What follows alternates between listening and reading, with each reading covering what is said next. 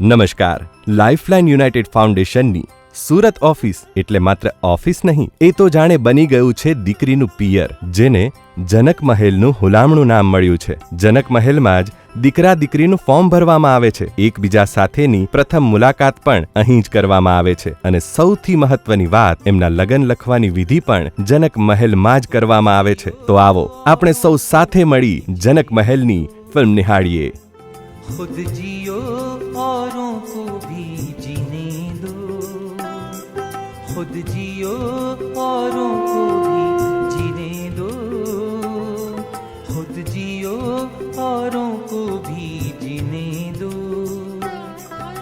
यही तो है जिंदगी का रास्ता, तुमको अहिंसा और अमन का वास्ता. यही तो है जिंदगी का रास्ता, तुमको अहिंसा और अमन का वास्ता. खुद जियो औरों को भी जीने दो, खुद जियो